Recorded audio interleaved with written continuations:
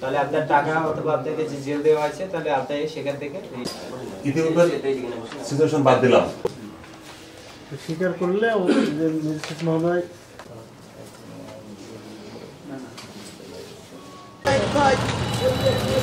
বিআরটিএতে আমরা মাঝে মাঝে শুনি যে এখানে বিভিন্ন দালালের মাধ্যমে আসলে লাইসেন্স করা হয়।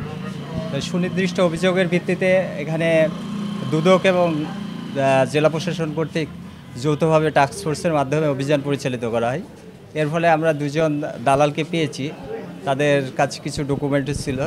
এই ডকুমেন্টের ভিত্তিতে আমরা তাদের একটা জরিমানার মাধ্যমে, যেহেতু তাদের এটা প্রথম অপরাধ, আমাদের কাছে এর আগে তারা ওই অপরাধ আমরা পাইনি, তাদের জরিমানা করে তাদের বিচার করা হয়েছে।